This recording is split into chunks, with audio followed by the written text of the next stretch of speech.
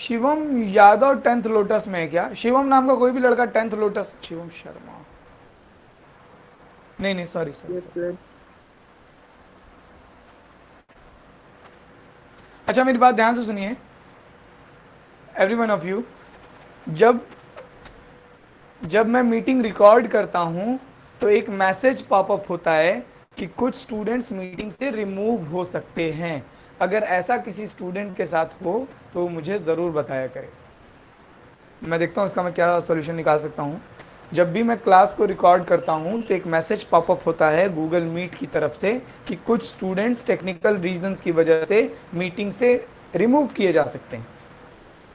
मैं बस ये जानना चाहता हूँ कि रिमूव एक्चुअली होता है या नहीं होता। अगर किसी स्टूडेंट के साथ ऐसा हो तो मुझे बताना ज़रूर यार। ऐसा ना हो कि मेरी मीटिंग रिकॉर्डिंग के चक्कर में है ना कोई क्लास से रिमूव हो जाए। आशीष यादव, आपका आंसर एग्जैक्टली मैं नहीं बता सकता कि बिल्कुल सही है या नहीं सही है, बट 30 से कम आंसर आना था तो हो सकता है आपका आंसर सही हो। आशीष यादव, आपका जो आंसर है 26.56 वो अप्रॉक्सीमेटली सही दिखाई दे रहा है। एंड आई होप आपने या तो गूगल या साइंटिफिक कैलकुलेटर यूज़ किया हो इस वैल्यू को निकालने के लिए। चलो, क्योंकि 30 से कम आनी चाहिए थी वैल्यू। हम लोग आज शुरू कर रहे हैं।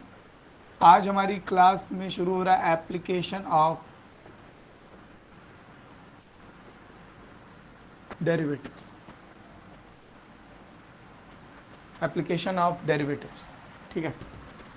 अरे यार, मैं 12th का टॉपिक, एप्लीकेशन ऑफ ट्रिगोनोमेट्री। और एप्लीकेशन ऑफ ट्रिगोनोमेट्री में हम लोग हमारे सिलेबस में कुछ बेसिक हाइट एंड डिस्टेंस की प्रॉब्लम्स हैं जिन्हें हम डिस्कस करेंगे।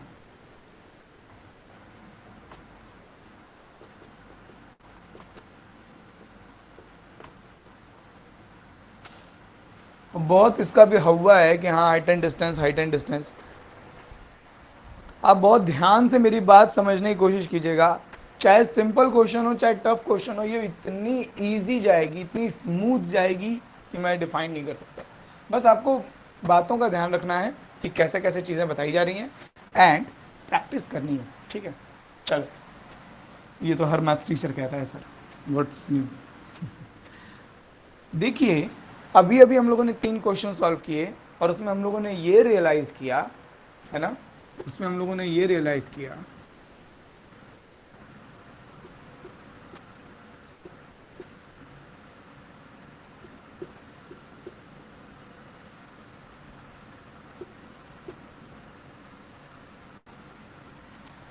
मुझे ध्यान से बताइए, ये मैंने 30 डिग्री दे दिया और ये हाइपोटेनस 5 दे दिया।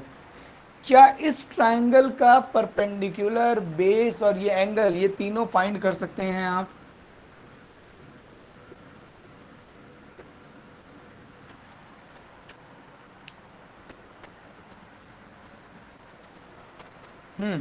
खूब ध्यान से देखिए, अभी अभी हम लोगों ने क्वेश्चन सॉल्व किया है। ये एंगल दिया हुआ है और ये साइड दी हुई है।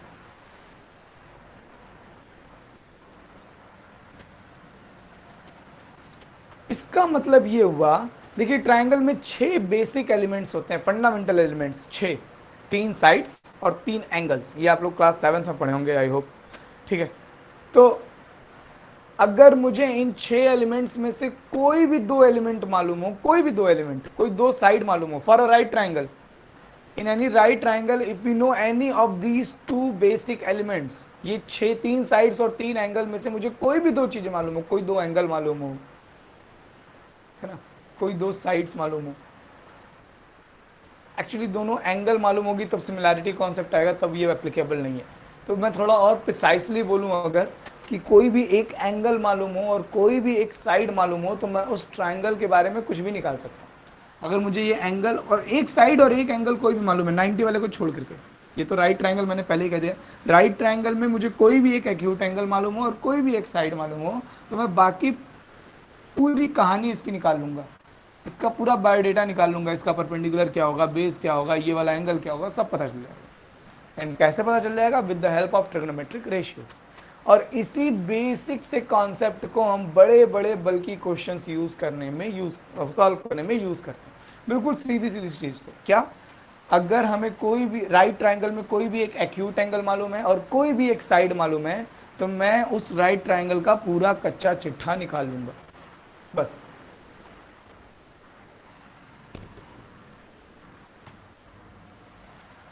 जैसे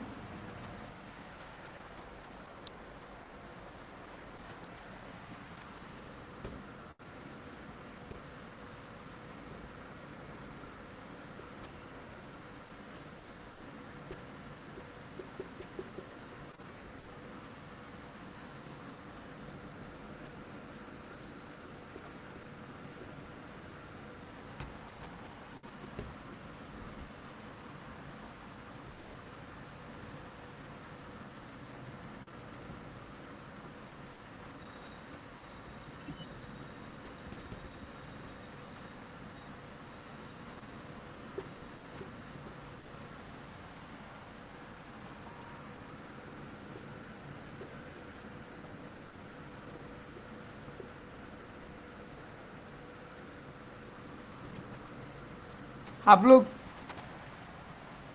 लोगों ने एस्ट्रोनॉमिकल यूनिट का नाम सुना है? आप लोगों ने एस्ट्रोनॉमिकल यूनिट का नाम, अच्छा छोड़ो 500। पहले मैं स्टार कहने जा रहा था, अब मैं पतंग कह देता हूं, काइट। एक ऑब्जर्वर है,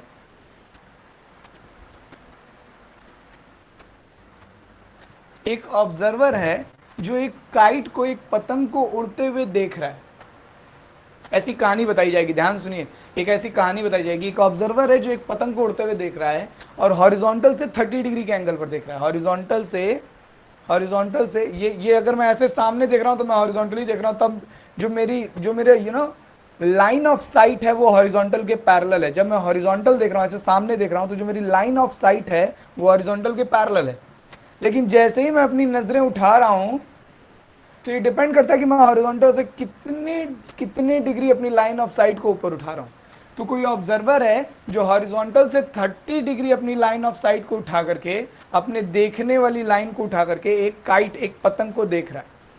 अगर इस काइट की ग्राउंड से, जमीन से हाइट 500 मीटर है, तो ये पतंग, ये काइट ऑब्जर्वर से कितनी डिस्टेंस पर है, ये आपसे पूछेगा। देखिए आप बात समझिए, इतनी लंबी चौड़ी कहानी निकालेगा, इतना कुछ लिखेगा इसमें कि एक काइट है जो ग्राउंड से है ना, ग्राउंड से 500 मीटर की हाइट पर उड़ रही है। एक ऑब्जर्वर है जो हॉरिजॉन्टल से 30 डिग्री के इंक्लिनेशन पर उसको देख रहा है। बताइए ऑब्जर्वर से वो पतंग कितनी दूरी पर है, कितने डिस्टेंस पर है।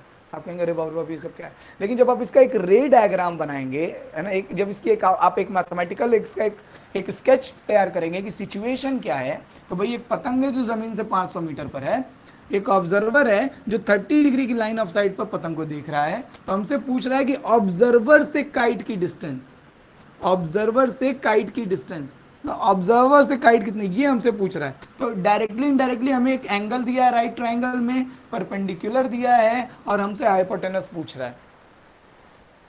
यस और नो? यहां से हम कितनी आसानी से ये वाली वैल्यू, ये हाइपोटेनस निकाल सकते हैं। बता दो हाइपोटेनस जल्दी जल्दी से क्या हो जाएगा, डायरेक्ट आंसर लिख दो।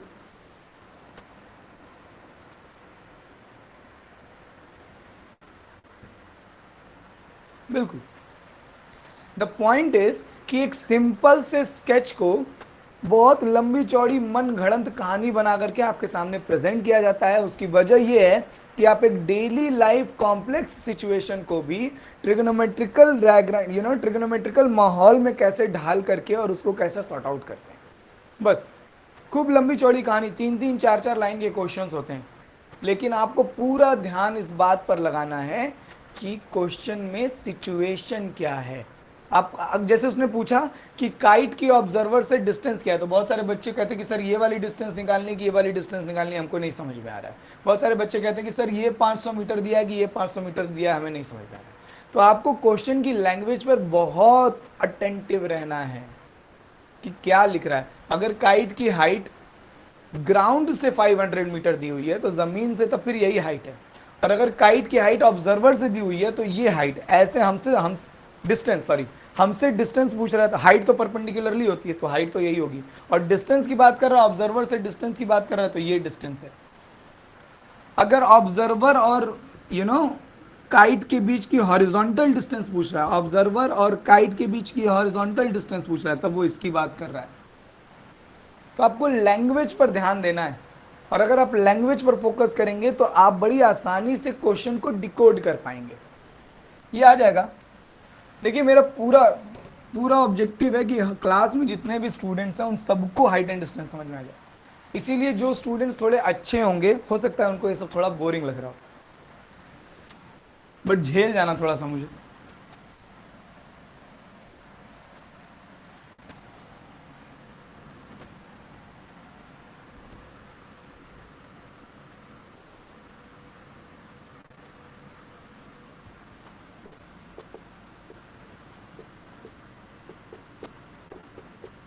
मतलब ये सब कॉमन कहानियां हैं जो हर हर दूसरे एग्जाम्पल में यूज होती है।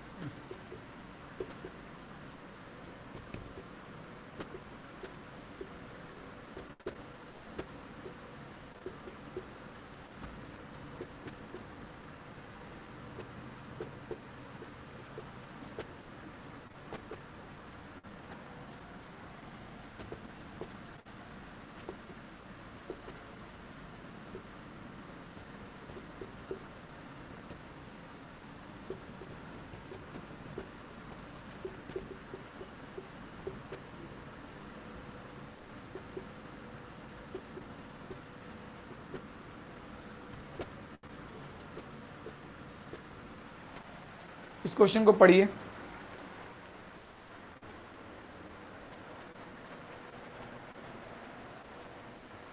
A ladder is inclined at an angle of 45 degree from the ground on a wall. If the height of the wall is 5.7 meter up to where the ladder reach, find the length of the ladder.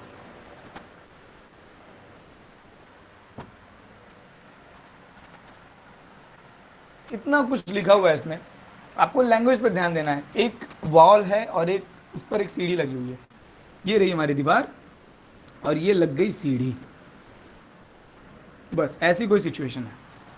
घुमा फिरा करके तुमको मालूम है कि right triangle बनना है, भाई वॉल तो सीधी खड़ी रहेगी। अब ये नहीं कि ये 90 डिग्री तो दिया नहीं है सर। अच्छा, ये कह रहा है कि जो लैडर है, जो सीढ़ी है, inclined at an angle of 45 degree with the ground, ground से 45 डिग्री का एंगल बना करके झुकी हुई है। If the height of the wall is 5.7 metre, अगर इस वॉल की हाइट कहां तक, up to where the ladder reach, जहां तक सीढ़ी पहुंच रही है वहां तक की हाइट 5.7 मीटर है। हमको इतने ही से मतलब है, ऊपर का हम जान के करेंगे क्या। जहां तक सीढ़ी पहुंच रही है वहां तक वॉल की हाइट 5.7 मीटर है। Then find the length of the ladder. Ladder कौन थी, ये है ना, ये हाइपोटेनस। सीढ़ी तो ऐसे लगेगी ना, ये तो डिस्टेंस हो गई, हॉरिजॉन्टल डिस्टेंस हो गई लैडर की, और ये तो वॉल है हमारी। सीढ़ी तो यही है, सीढ़ी तो ऐसे ही लगेगी। तो लेंथ ऑफ द लैडर मतलब हमसे ये पूछ रहा है, बता दो आंसर। 5.7 रूट 2 5, अरे इतने सारे बता ही चुके।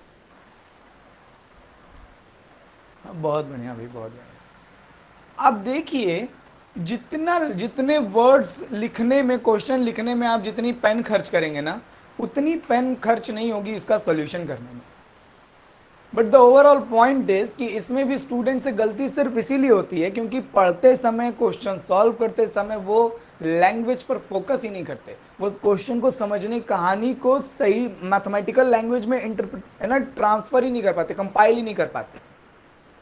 आपको इसी बात पर फोकस करना है कि जो क्वेश्चन लिखा हुआ है उस क्वेश्चन को मैं मैथमेटिकल लैंग्वेज में प्रॉपरली कन्वर्ट कर पाऊं। बस आपने जहां सिचुएशन का ट्रू डायग्राम बनाया, और बेसिक सी ट्रिग्नोमेट्री, जहां सिचुएशन का ट्रू डायग्राम बनाया, क्वेश्चन आपकी पकड़ में आ जाएगा, ग्रिप में आ जाएगा।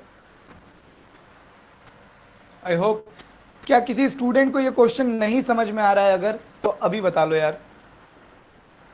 if there is any student who is not able to understand this one, he or she may ask, feel free to ask, एकदम बता दीजिए अगर किसी को कुछ नहीं समझ में आ रहा है, यहाँ पे लैंग्वेज में कोई प्रॉब्लम हो या क्वेश्चन डायग्राम में कुछ प्रॉब्लम हो। बिल्कुल आप सभी के आंसर सही आ रहे हैं, 5.7 रूट 2। चलो, तो मैं ये मान रहा हूँ कि आप सब इस क्वेश्चन को लेकर के अच्छे हैं।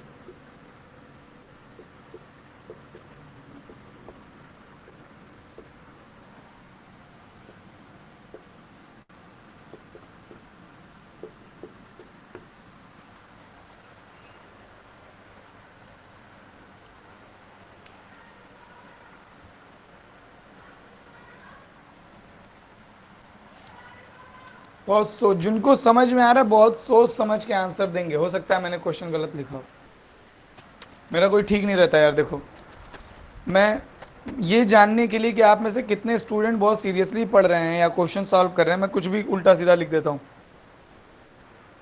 कई बार ऐसा भी हो सकता है कि मैं बोर्ड पर गलत ही लिख दूं और ये देखूं कि कितने स्टूडेंट ऑब्जेक्ट कर रहे हैं कि सर ये क्या लिख दिया आपने। कुछ स्टूडेंट का आंसर आ रहा है एंड आई होप ये सोच समझ के आंसर दे रहे हैं। कुछ 100 रूट 3 कह रहे हैं, एक अमन सिंह है वो 100 अपॉन रूट 3 कह रहा है। Okay, can you speak? हाँ बिल्कुल बिल्कुल। Find the length of the shadow, find the length of the shadow of a tower of height 100 metre when an observer from the top of the tower see the sun at an angle of 60 degree. Let me repeat the one. Find the length of the shadow of a tower of height 100 meter when an observer from the top of the tower see the sun at an angle of 60 degree. 100 upon root 3 और 100 into root 3 दोनों answer आ रहे हैं, मिले जुली सरकार है एकदम। कोई 100 root 3 कह रहा है, कोई 100 अपॉन रूट 3, ज़्यादातर स्टूडेंट 100 इंटू रूट 3 कह रहे हैं। संचिता दुबे सर समझ में नहीं आ रहा है। संचिता क्वेश्चन दिखाई नहीं दे रहा है, क्वेश्चन समझ ही में नहीं आ रहा है। संचिता क्वेश्चन दिखाई नहीं दे रहा है या मैं जो एकदम समझ ही में नहीं आ रहा है कि क्या कह रहा है। समझ नहीं आ रहा, कोई बात नहीं संचिता, आ जाएगा समझ में। आज आए या कल आए, समझ में तो आना ही पड़ेगा। क्वेश्चन ही तो है, उसका काम है सॉल्व हो जाना।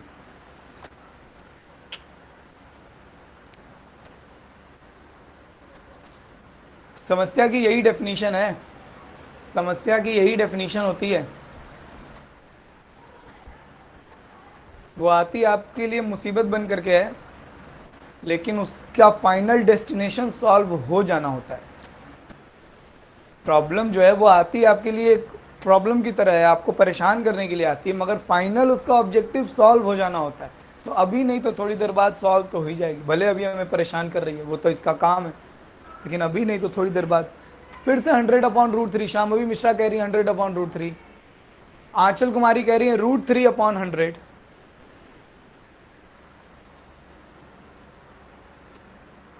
सर टॉप से नहीं नीचे से देखना चाहिए। सिद्धांत सैनी कह रहे हैं कि सर शायद क्वेश्चन की लैंग्वेज में कुछ प्रॉब्लम है। आप कह रहे हैं टॉप से देख रहा ऑब्जर्वर, इसको तो नीचे से देखना चाहिए। सिलेबस ऑफ मिड टर्म, ये कहाँ, ये कौन सा भाई, इररिलेवेंट टॉपिक पर अभी बात मत कीजिए। मैं इतना ज़रूर जानता हूँ कि जितना पढ़ा दिया गया है आपको वो सब आएगा। उससे एक चैप्टर ज़्यादा दे दे CPS, Chandra public school Mau, एक चैप्टर आगे भले दे दे, कम पीछे नहीं देगा। इसीलिए सिलेबस जितना पढ़ाया गया है वो आप बहुत अच्छे से प्रिपेयर्ड रखिए, बस इससे ज़्यादा मैं कुछ नहीं कह सकता। मैंने इसीलिए पहले ही आपको बताया था कि पॉसिबली सितंबर में मिड टर्म एग्ज़ाम हो सकते हैं, और इसलिए आपको जो बीच में गैप है, अभी भी बहुत सारे स्टूडेंट 4th चैप्टर कर रहे हैं, 5th चैप्टर कर रहे हैं, जो बीच में गैप है वो आपको फिल किए रहना चाहिए।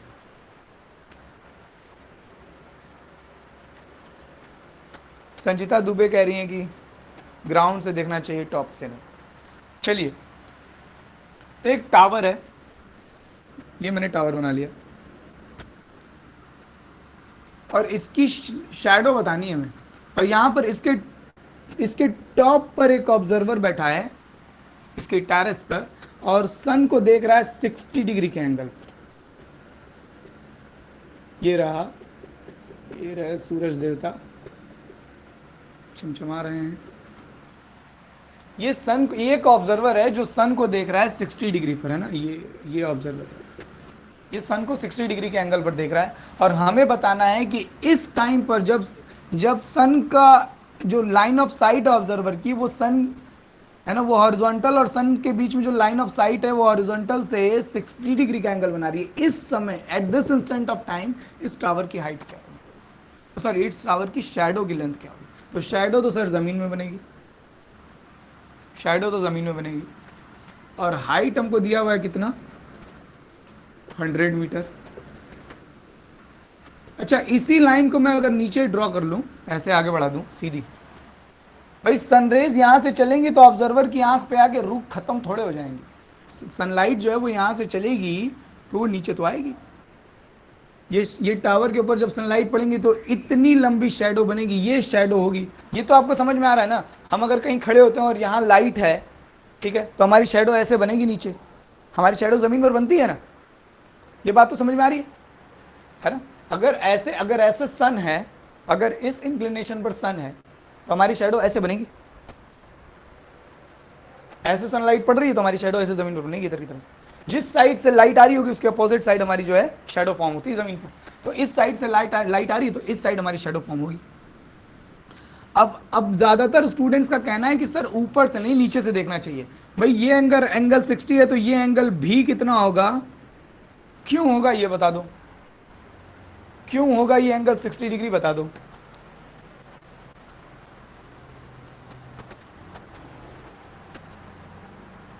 बताओ,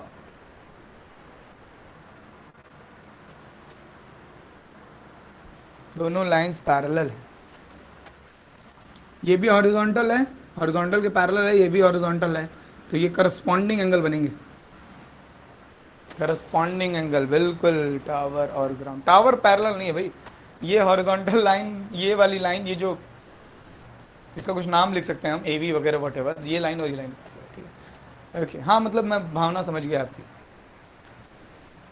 तो भाई ऑब्जर्वर को जानबूझ करके ऊपर इसीलिए बैठाया गया था ताकि आपको दिक्कत हो।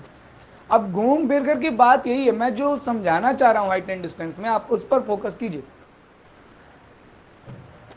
बात सीधी सीधी इतनी सी है यार, मैं काफी लेट हो गया क्या? आपकी क्लास 9 से पौने 10 तक थी ना? ओ, आपकी नेक्स्ट क्लास कितने बजे से है? आपकी नेक्स्ट क्लास कितने बजे से है?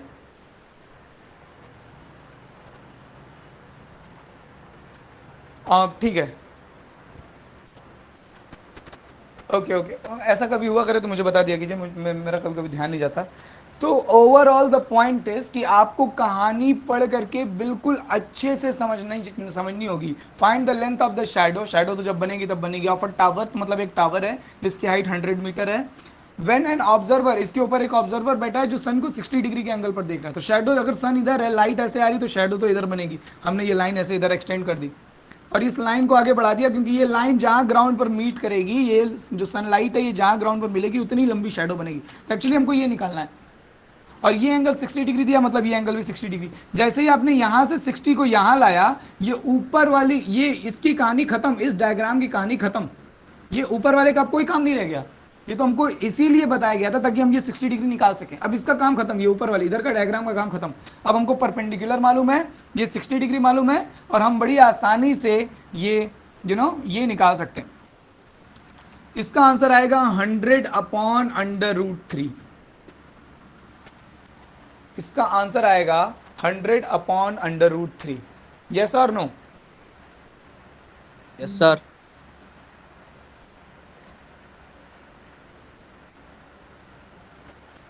कोई ऐसा तो नहीं? अच्छा, शांभवी और संचिता, कौन कह रहा था कि बिल्कुल समझ में नहीं आ रहा है? अब आपको समझ में आई कहानी?